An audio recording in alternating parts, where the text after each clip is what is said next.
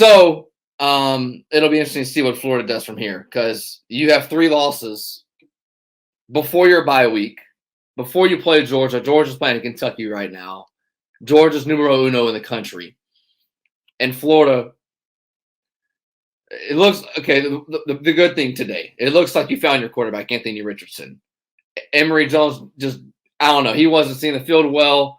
Guys were covered. He was throwing it behind them, throwing it straight to the DBs, and LSU didn't have their 1 and 2 best DBs on the field, Ricks and Singleton.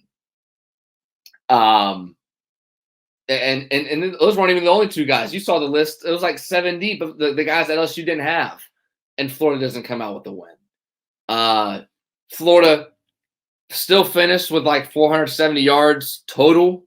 But you turn the ball over 4 times. You can't win games in the SEC turning the ball over 4 times like Florida did against Kentucky on the road too. And it didn't even feel like a hostile environment.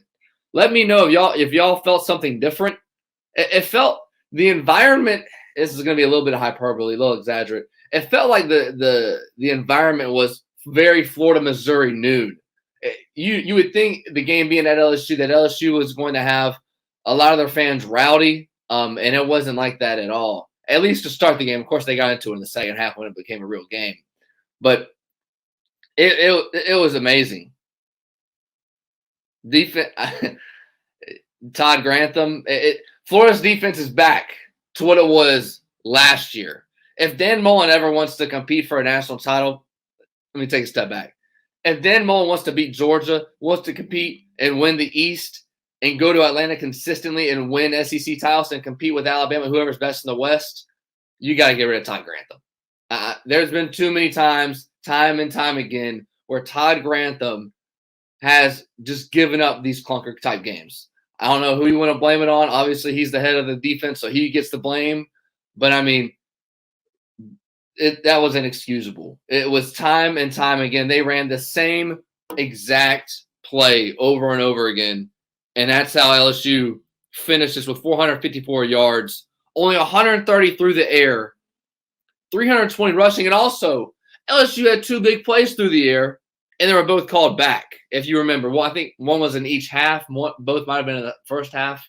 I can't remember. One was like a 50-yarder, and the other was a touchdown. That's another thing. Now, one play, I will excuse Florida with this. Brent Cox was being held from the left tackle. He would have probably gotten a sack had he not been held, and that got a big play. But the amount of times Florida was in 3rd and long, the amount of times Florida couldn't get off the field, the amount of times the coverage broke down. And Florida's front 4, front 5, the box was able to get pressure on Max Johnson. So it wasn't like Johnson was just sitting there taking all day to throw. I mean, there was times where he had to roll out and make a play, and he did.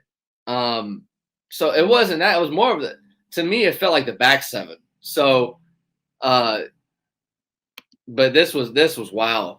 I thought this was going to be a close game like it has been for most of the last 5-6 years. I didn't expect a loss, and I didn't expect a loss with LSU dominating the ball, dominating the line of scrimmage. And Florida, another thing, Florida didn't have any penalties. Florida goes – last time it was on the road, Florida had 15 penalties, 8 false starts, doesn't get a single one a day.